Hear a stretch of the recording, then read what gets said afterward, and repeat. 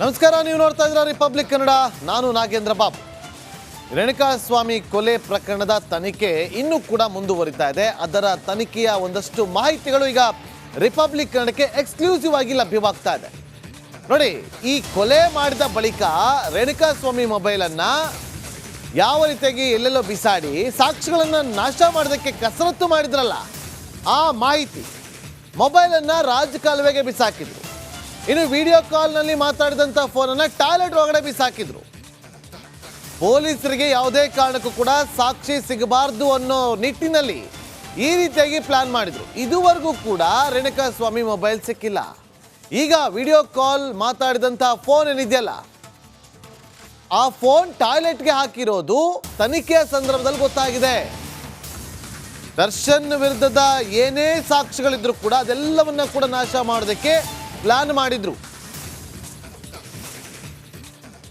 Renukaswamy mobile ಅನ್ನ ತಗೊಂಡೋಗಿ ರಾಜಕಾಲುವೆ ಬಿಸಾಕಿದ್ರು. ರಾಜಕಾಲುವೆನಲ್ಲಿ ಹೇಗೆಲ್ಲ ಹುಡುಕಾಟವನ್ನು ನಡೆಸಿದ್ರು ಚೆನ್ನಾಗಿ ಗೊತ್ತಿದೆ. ಎಷ್ಟೇ ಹುಡುಕಾಟವನ್ನು ನಡೆಸಿದ್ರು ಸಿಗಲಿಲ್ಲ. ಅದಾದ ಬಳಿಕ ವಿಡಿಯೋ ಕಾಲ್ ಮಾತಾಡಿದಂಥ ಫೋನನ್ನು ಏನು ಮಾಡಿದ್ರು ಅಂತೇಳಿ ತನಿಖೆ ಮಾಡಿದಾಗ ಅದನ್ನು ಟಾಯ್ಲೆಟ್ ಒಳಗಡೆ ಬಿಸಾಕಿದ್ರಂತೆ. ಈಗ ಆ ಫೋನ್ ಕೂಡ ಸಿಗೋದು ಡೌಟ್ ಅಂತ ಹೇಳಲಾಗ್ತಾ ಇದೆ. ಪ್ರಮುಖವಾದಂಥ ಸಾಕ್ಷಿಗಳದು, ಮೇನ್ ಎವಿಡೆನ್ಸ್ಗಳದು. ಆ ಫೋನಲ್ಲಿ ಏನಾದ್ರು ರಿಟ್ರೀವ್ ಆಗಿದ್ದಿದ್ದೇ ಆದರೆ ಮೇನ್ ಎವಿಡೆನ್ಸ್ ಆಗಿ ಅದನ್ನು ಕನ್ಸಿಡರ್ ಮಾಡಲಾಗ್ತಾ ಇತ್ತು. Main evidence. ಹಾಗಂತ ಪೊಲೀಸರು ಸುಮ್ಮನೆ ಕೂತಿಲ್ಲ. ಪ್ಲಾನ್ ಎ ಸಕ್ಸಸ್ ಆಗಿಲ್ಲ ಅಂದ್ರೂ ಕೂಡ ಪ್ಲಾನ್ ಬಿ ಇದ್ದೇ ಇರುತ್ತೆ ಅವ್ರ ಹತ್ರ. ಮತ್ತಷ್ಟು ಮಾಹಿತಿಯನ್ನು ಕೊಡೋದಕ್ಕೆ ನಮ್ಮ ಕ್ರೈಮ್ ರಿಪೋರ್ಟರ್ ನಾಗರಾಜ್ ಲೈವ್ನಲ್ಲಿ ಜಾಯ್ನ್ ಆಗಿದ್ದಾರೆ. ನಾಗರಾಜ್, ಈಗ ರೇಣುಕಾಸ್ವಾಮಿ ಮೊಬೈಲ್ ಸಿಗೋದಿಲ್ಲ ಅಂತ ಗೊತ್ತಾಗಿತ್ತು. ಈಗ ವಿಡಿಯೋ ಕಾಲ್ ಮಾಡಿದಂಥ ಫೋನ್ ಕೂಡ ಸಿಗೋದಿಲ್ಲ ಅಂತ ಹೇಳಲಾಗ್ತಾ ಇದೆ. ಹಾಗಾದ್ರೆ ವಾಟ್ ನೆಕ್ಸ್ಟ್?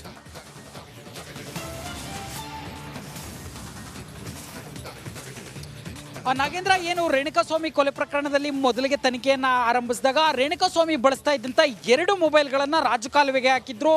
ನಂತರ ಅದನ್ನು ಸಾಕಷ್ಟು ಹುಡುಕಾಟ ನಡೆಸಿದ್ರು ಸಹ ಮೊಬೈಲ್ಗಳು ಪತ್ತೆ ಆಗಿರಲಿಲ್ಲ. ಹೀಗಾಗಿ ಅದಕ್ಕೆ ಆಲ್ಟರ್ನೇಟಿವ್ ಬಿ ಪ್ಲಾನ್ ಅನ್ನು ಪೊಲೀಸರು ಮಾಡಿದ್ರು.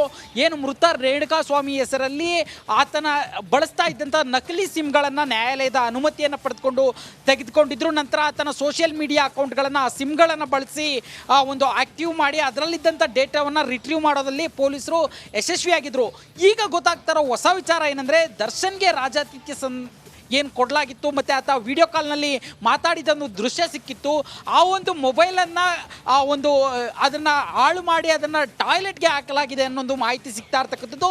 ಇದನ್ನು ನೋಡ್ತಾ ಇದ್ದರೆ ಭಾಳ ಸ್ಪಷ್ಟವಾಗಿ ಗೊತ್ತಾಗುತ್ತೆ, ಆರೋಪಿಗಳಿಗೆ ಒಂದು ಸಾಕ್ಷ್ಯವನ್ನು ನಾಶ ಮಾಡುವಂತಹ ಒಂದು ಪ್ರೀ ಪ್ಲ್ಯಾನ್. ರೇಣುಕಾಸ್ವಾಮಿ ಕೊಲೆ ಕೇಸ್ನಲ್ಲಿ ಯಾವ ರೀತಿ ಪ್ರೀ ಪ್ಲ್ಯಾನನ್ನು ಮಾಡಿದ್ರು, ಸಾಕ್ಷಿಗಳು ಸಿಗ್ತಾ ಬಂದ ಕೂಡಲೇ ಅವುಗಳನ್ನು ನಾಶ ಮಾಡೋದಕ್ಕೆ ಪ್ರಯತ್ನವನ್ನು ಪಟ್ಟಿದ್ರು, ಅದೇ ರೀತಿ ಒಂದು ರಾಜಾತಿಥ್ಯ ನೀಡಿದಂಥ ಪ್ರಕರಣದಲ್ಲಿ ಇಲ್ಲಿ ಪ್ರಕರಣ ದಾಖಲಾಗ್ತಾ ಇದ್ದಂಗೆ ಈ ವಿಡಿಯೋಗಳು ಹೊರಗಡೆ ಬರ್ತಾ ಇದ್ದಂಗೆ ಅದಕ್ಕೆ ಬಳಸಿದಂಥ ಮೊಬೈಲನ್ನು ನಾಶ ಮಾಡಿ ಟಾಯ್ಲೆಟ್ಗೆ ಹಾಕಲಾಗಿದೆ. ಅದು ಸಹ ಸಿಗೋದು ಬಹುತೇಕ ಡೌಟ್ ಅಂತ ಹೇಳಲಾಗ್ತಾ ಇದೆ. ಆದರೆ ಇಲ್ಲಿ ಪೊಲೀಸರಿಗೆ ಇರ್ತಕ್ಕಂಥ ತೊಡಕು ಅಂತಂದರೆ, ಅಲ್ಲಿ ಯಾವ ನಂಬರನ್ನು ಬಳಸ್ತಾ ಇದ್ರು ಅದನ್ನು ರಿಟ್ರೀವ್ ಮಾಡೋದಕ್ಕೆ ಆಗುತ್ತಾ, ಆ ನಂಬರ್ನ ಆಧರಿಸಿ ಅದರ ಒಂದು ವಾಟ್ಸಪ್ ಕಾಲಲ್ಲಿ ಮಾಡಿದರೆ ವಾಟ್ಸಪ್ ಅಕೌಂಟನ್ನು ಇದು ಮಾಡಿ ಅದನ್ನು ರಿಟ್ರೀವ್ ಮಾಡಲಿಕ್ಕೆ ಆಗುತ್ತಾ ಅನ್ನೋದು ಸದ್ಯದ ಮಟ್ಟಿಗೆ ಪ್ರಶ್ನೆ ಇರ್ತಕ್ಕಂಥದ್ದು. ಇವತ್ತಿನಿಂದ ಜೈಲಿಗೆ ಒಳಗಡೆ ಹೋಗಿ ವಿಚಾರಣೆ ಶುರುವಾಗಲಿದ್ದು, ಯಾವ ರೀತಿ ಪೊಲೀಸರು ಇದನ್ನು ರಿಟ್ರೀವ್ ಮಾಡ್ತಾರೆ ಅನ್ನೋದನ್ನ ಕಾದು ನೋಡಬೇಕಾಗಿರ್ತಕ್ಕಂಥದ್ದು. Nagendra, okay, thank you Nagaraj ನಿಮ್ಮೆಲ್ಲ ಮಾಹಿತಿಗಾಗಿ.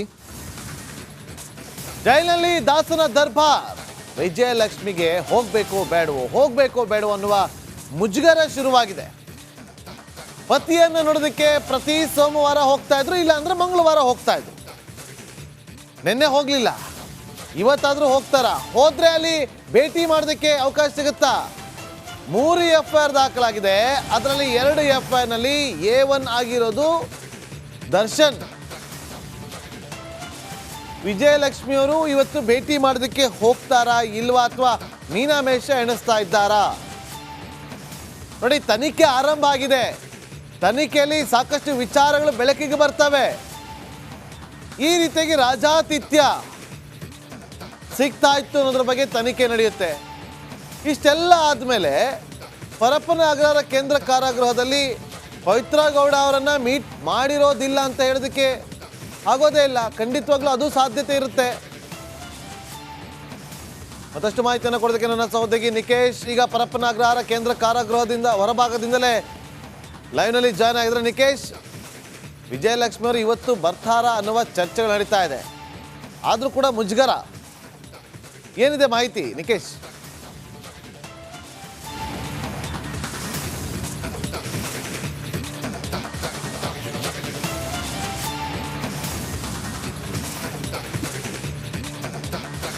ಖಂಡಿತ ನಾಗೇಂದ್ರ ಬಾಬು, ಪ್ರತಿ ಸೋಮವಾರ ವಿಜಯಲಕ್ಷ್ಮಿ ದರ್ಶನನ್ನ ನೋಡಲು ಪರಪ್ಪನ ಅಗ್ರಹಾರ ಜೈಲಿಗೆ ಬರ್ತಾ ಇದ್ರು. ಸಾಕಷ್ಟು ಪ್ರಯತ್ನವನ್ನ ಪಡ್ತಾ ಇದ್ರು ಹೊರಗಡೆಯಿಂದಾನೆ. ಅಂದ್ರೆ ನಟ ದರ್ಶನ್ ಕೊಲೆ ಆರೋಪಿಯಾಗಿ ಈಗ ಪರಪ್ಪನ ಅಗ್ರಹಾರದ ಜೈಲಿನಲ್ಲಿದ್ದಾರೆ.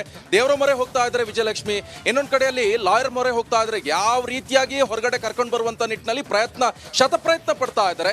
ಜೊತೆಗೆ ಪ್ರತಿ ಸೋಮವಾರ ಇಲ್ಲಿ ಮೀಟ್ ಮಾಡೋಕ್ ಬರ್ತಾ ಇದ್ರು ದರ್ಶನ್ ಅವರನ್ನ. ಆದ್ರೆ ಈ ದರ್ಶನ್ ಒಳಗಡೆ, ಜೈಲ್ ಒಳಗಡೆ ಈ ದರ್ಶನ್ ದರ್ಬಾರ್ನಿಂದ, ದಾಸನ ದರ್ಬಾರ್ದಿಂದ ಈಗ ವಿಜಯಲಕ್ಷ್ಮಿ ಮುಜುಗರಕ್ಕೆ ಒಳಗಾಗಿದ್ದಾರೆ.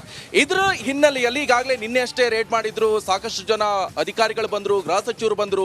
ಜೈಲಲ್ಲೂ ಕೂಡ ಸಾಕಷ್ಟು ಸ್ಟ್ರಿಕ್ಟ್ ಅನ್ನ ಮಾಡಿದ್ದಾರೆ. ಈಗ ಈ ಗೇಟ್ ಮುಂಭಾಗದಲ್ಲಿ ಏನ್ ಮಾಡಿದ್ರು ಅಂತ ಹೇಳಿದ್ರೆ ಯಾವುದೇ ಪ್ರೈವೇಟ್ ವಾಹನಗಳಿಗೆ ಅವಕಾಶ ಇಲ್ಲ. ಈ ಹಿಂದೆ ವಿಜಯಲಕ್ಷ್ಮಿ ಜೈಲಿಗೆ ಭೇಟಿ ಕೊಡುವಂತ ಸಂದರ್ಭದಲ್ಲಿ ವಿಜಯಲಕ್ಷ್ಮಿ ಅವ್ರು ಏನ್ ಮಾಡ್ತಿದ್ರು ಅಂತ ಹೇಳಿದ್ರೆ ಕಾರ್ ಮುಖಾಂತರ ಹೋಗ್ತಾ ಇದ್ರು ಒಳಗಡೆ. ಅಲ್ಲಿ ಹೋಗಿ ಡ್ರಾಪ್ ಕೊಟ್ಬಿಟ್ಟು ವಾಪಸ್ ಹೊರಗಡೆ ಬರ್ತಾ ಇದ್ರು, ಕಾರ್ ವಾಪಸ್ ಬರ್ತಾ ಇತ್ತು. ಆದ್ರೆ ಈಗ ಇಲ್ಲಿಂದನೇ ನಡ್ಕೊಂಡು ಹೋಗ್ಬೇಕಾಗತ್ತೆ. ಈ ಹಿನ್ನೆಲೆಯಲ್ಲಿ ಮತ್ತೆ ಬರೋ ಡೌಟ್ ಏನಾಗ್ತಾ ಇದೆ, ಅದರಲ್ಲೂ ಕೂಡ ಈಗ ಮತ್ತೆ ಮುಜುಗರ ಅಂತ ಹೇಳಿದ್ರೆ ಒಂದು ಕೊಲೆ ಪ್ರಕರಣದಲ್ಲಿ ಆಲ್ರೆಡಿ ಒಳಗಡೆ ಈಗ ನಟ ದರ್ಶನ್ ಇದ್ದಾರೆ. ಅದರ ಜೊತೆ ಈಗ 3 ಪ್ರಕರಣ ದಾಖಲಾಗಿದೆ. 3 FIR ನಲ್ಲಿ ಈಗ 2 FIR ನಲ್ಲಿ A1 ಆರೋಪಿ ಆಗಿದ್ದಾರೆ. ಎಲ್ಲ ಒಂದ್ ಕಡೆ ಪಶ್ಚಾತ್ತಾಪ ಪಡ್ತಾರೆ, ಈ ಮನಪರಿವರ್ತನೆ ಆಗುತ್ತೆ, ಸಾಕಷ್ಟು ಏನೋ ಈ ಬುಕ್ ಎಲ್ಲ ಕೊಟ್ಟು ಹೋಗಿದ್ರು, ಈ ತರ ಮಾಡಿ ಹಾಗೆಲ್ಲ ಮಾಡಿ ಅಂತ ಹೇಳಿ ಒಂದಿಷ್ಟು ಸಜೆಷನ್ ಗಳನ್ನ ಕೊಟ್ಟು ಹೋಗಿದ್ರು ವಿಜಯಲಕ್ಷ್ಮಿ. ಆದ್ರೆ ಇಲ್ಲಿ ಆಗ್ತಾ ಇರೋದೇ ಉಲ್ಟಾ ಆಗ್ತಾ ಇರುವಂತದ್ದು. ಬಟ್ ಎಲ್ಲ ಒಂದ್ ಕಡೆ ಪವಿತ್ರ ಗೌಡ ಅವರ ಫ್ಯಾಮಿಲಿ ಬರುತ್ತೆ ಸೋಮವಾರ ಅಂತ ಹೇಳ್ಕೊಂಡು ಅದನ್ನು ಕೂಡ ಮಂಗಳವಾರಕ್ಕೆ ಶಿಫ್ಟ್ ಮಾಡ್ಕೊಂಡ್ರು, ಅವ್ರ ಫ್ಯಾಮಿಲಿ ನೋಡೋಕ್ ಆಗಲ್ಲ ಅಂತ ಹೇಳ್ಕೊಂಡು. ಆದ್ರೆ ಈಗ ಮತ್ತೆ ಇನ್ನೊಂದು ಈ ಪ್ರಕರಣದಿಂದ ಮುಜುಗರ, ಜೊತೆಗೆ ಇನ್ನೊಂದು ಈಗ ಆತಂಕ ಕೂಡ ವಿಜಯಲಕ್ಷ್ಮಿ ಕಾಡ್ತಾ ಇರುವಂತದ್ದು. ಯಾಕಂತ ಹೇಳಿದ್ರೆ ಎಲ್ಲ ಒಂದ್ ಕಡೆ ಈಗ ಕೂಡ ಒಂದು ಸುದ್ದಿ ಬರ್ತಾ ಇರುವಂತದ್ದು, ದರ್ಶನ್ ಅವರನ್ನ ಬೇರೆ ಜೈಲಿಗೆ ಶಿಫ್ಟ್ ಮಾಡ್ತಾರೆ. ಶಿಫ್ಟ್ ಮಾಡಿದ್ರು ಇದು ಕೂಡ ಸೆಂಟ್ರಲ್ ಜೈಲು. ಇನ್ನೊಂದು ಜೈಲಿಗೆ ಶಿಫ್ಟ್ ಮಾಡಿದ್ರೆ ಹಿಂಡಲಗ ಜೈಲಿಗೆ ಶಿಫ್ಟ್ ಮಾಡಬಹುದು. ಅಲ್ಲೇನ್ ಕೇಸ್ ಏನಾದ್ರೂ ಶಿಫ್ಟ್ ಮಾಡಿದ್ರೆ ಆಕೆಗೆ ಹೋಗೋಕ್ಕೂ ಕೂಡ ಕಷ್ಟ ಆಗುತ್ತೆ. ಬೆಂಗಳೂರಿಂದ ಅಲ್ಲಿ ಹೋಗ್ಬೇಕು. ಅಲ್ಲಿರುವಂತದ್ದು ಮತ್ತೆ ನಟೋರಿಯಸ್ ರೌಡಿಗಳೇ ಅಲ್ಲಿರುವಂತದ್ದು. ಅದರಲ್ಲೂ ಕೂಡ ಅಲ್ಲಿ ಸಜಾ ಆಗಿರುವಂತಹ ರೌಡಿಗಳಿದ್ದಾರೆ. ಇಲ್ಲೇ ಇರುವಂತ ರೌಡಿಗಳನ್ನೇ ನಟೋರಿಯಸ್ ರೌಡಿಗಳ ಜೊತೆ ಕೂತ್ಕೊಂಡು ಟೀ ಪಾರ್ಟಿ, ಸಿಗರೇಟು, ಅದು ಇದು ಅಂತೆಲ್ಲ ಹೇಳ್ಕೊಂಡು ಕಾಂಟ್ಯಾಕ್ಟ್ ಮಾಡ್ಕೊಂಡು ದರ್ಶನ್ ಇಲ್ಲೇ ಆಟೋಟೋಪ ಮೆರಿತಾ ಇದ್ದಾನೆ. ಈತನಿಗೆ ಒಂದು ಸ್ವಲ್ಪನೂ ಪಶ್ಚಾತ್ತಾಪ ಕಾಡ್ತಾ ಇಲ್ವೋ ಏನಂತದ್ದು ಕೂಡ ಜನರಲ್ಲಿ ಆಕ್ರೋಶದ ಮಾತಾಗ್ತಾ ಇರುವಂತದ್ದು. ಜೊತೆಗೆ ಇವತ್ತು ಕೂಡ ಪವಿತ್ರ ಗೌಡ ಅವರ ಫ್ಯಾಮಿಲಿ ಕೂಡ ಪವಿತ್ರ ಗೌಡನನ್ನ ನೋಡಲು ಈಗಷ್ಟೇ ಆಗಮಿಸಿದೆ. ಸದ್ಯ ಮುಂದೆ ಏನು ಆಗತ್ತೆ ಅಂತ ನಾವು ಕೂಡ ನಿರೀಕ್ಷೆ ಮಾಡ್ತಾ ಇದೀವಿ Nagendra Babu. Okay, thank you Nikesh ನಿಮ್ಮೆಲ್ಲ ಮಾಹಿತಿಗಾಗಿ. ಸೆಂಟ್ರಲ್ ಜೈಲಿಂದ ದರ್ಶನ್ ಶಿಫ್ಟ್ ಮಾಡೋದಕ್ಕೆ ಮೀನಾಮೇಷವನ್ನ ಎಣಿಸ್ತಾ ಇದ್ದಾರಂತೆ. ಶಿಫ್ಟ್ ಬಗ್ಗೆ ನಾನು ತೀರ್ಮಾನವನ್ನ ಮಾಡೋಕ್ಕೆ ಆಗೋದಿಲ್ಲ, ಅದನ್ನ